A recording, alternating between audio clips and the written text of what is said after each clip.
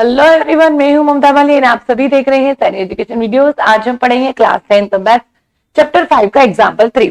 Find the 10th term of the AP 2,7,12। देखो आपको एक एपी दे रखी है, क्वेश्चन में आपको find the 10th term find करनी है, यानी कि 10th टर्म यानी कि 810 फाइंड करना है। ठीक है, तो सबसे पहले क्वेश्चन स्टार्ट करते हैं। गिवन क्या क्या दिया है अपने को।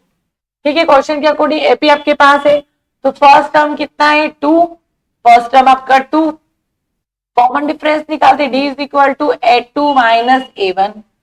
d कितना मिलेगा, d इज a2 मतलब कि 7, a1 मतलब कि 2, तो d मुझे मिलेगा 5। ठीक है, a मेरे पास है, d मेरे पास है, साथ में एक चीज और दे रखी 10 टर्म है यहाँ पे, मतलब कि 3 तो दे रखी 7 और होगी। ठीक है, इन सबको फाइंड करना a10, यानी कि n कितनी टर्म कितनी है, 10 टर्म है। अब अपने को 10th टर्म फाइंड करनी है, यानी कि इसमें जो 10th टर्म होगी वो क्या होगी। ठीक है, क्वेश्चन के अकॉर्डिंग a10। अब देखो यहाँ पे आप n का फॉर्मूला भी लगा सकते हो, उससे भी आपका सेम आंसर आएगा। मैं यहाँ पे शॉर्टकट करती हूँ, a10 निकालना है। शॉर्टकट फॉर्मूला क्या होता है, a10 को मैं क्या लिख सकती हूँ, a प्लस 9d। यहाँ पे जो भी डिजिट होती है उससे आपको एक यहाँ पे कम लेना है। a10 is equal to a मतलब कि फर्स्ट टर्म यानी कि 2 प्लस 9 इंटू डी, डी कितना आया है मेरे पास 5, तो a10 is equal to 2 plus 45, a10 is equal to 47। Question में आपको 10th टर्म ही फाइंड करी थी, a10 आया मेरे पास 47। इजी क्वेश्चन था आपका ये तो। ठीक है, एग्जाम्पल 4 भी मैं करा रही हूँ इसी के साथ। एग्जाम्पल 4 दिया है आपको, which term of the AP 21, 18, 15 that is minus 81 also is any term 0। ये आगे की बात है, पहले इतना फाइंड करेंगे। इन्होंने बोला है क्या ये जो एपी दे रखी है, इस एपी में ये -81 टर्म आएगी या नहीं आएगी, और आएगी तो कौन सा नंबर होगा, वो एन क्या होगा आपका। ठीक है, तो क्वेश्चन में डिफाइन करते हैं आंसर अपना। सबसे पहले गिवन क्या है मेरे पास, a कितना होगा 21, कॉमन डिफरेंस निकालेंगे a2 माइनस a1, कितना है मेरे पास, a2 कितना है मेरे पास 18।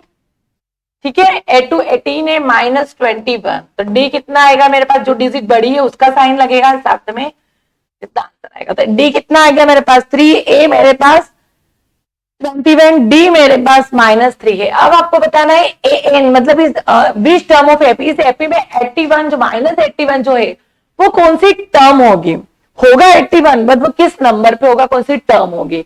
तो -81 आपको क्या दिया है, एन इज इक्वल टू -81 दिया हुआ है।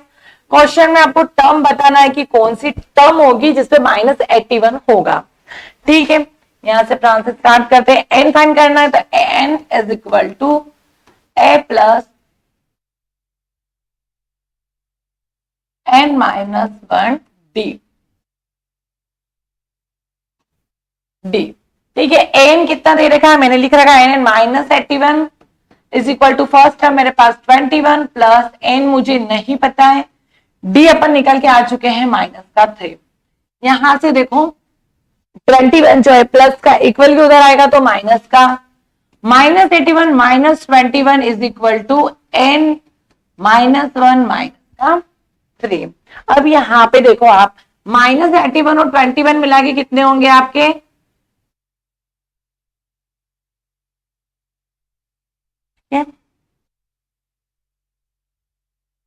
-81, दोनों को माइनस माइनस प्लस होगा, बट जो आंसर आएगा वो आएगा आपका माइनस के अंदर का। ठीक है, 102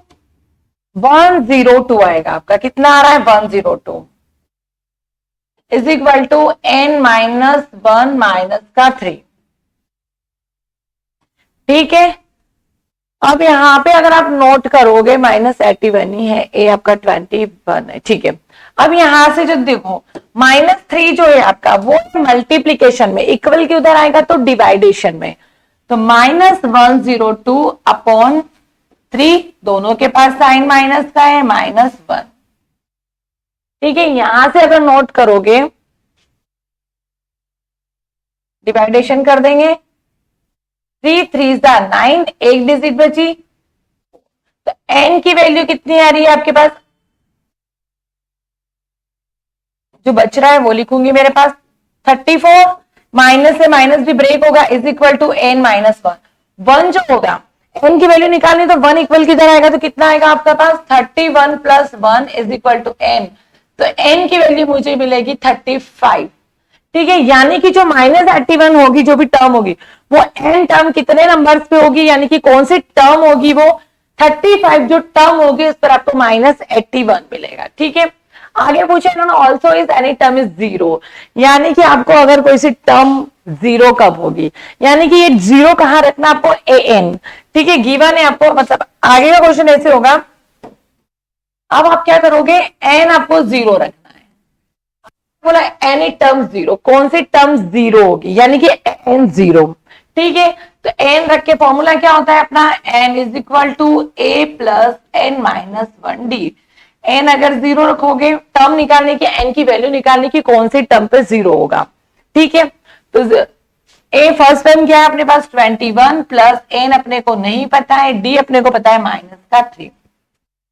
21 इधर आएगा इक्वल के इधर, तो sign change, minus 81 is equal to, यहां पे अगर नोट करोगे आप तो n माइनस 1 माइनस का 3।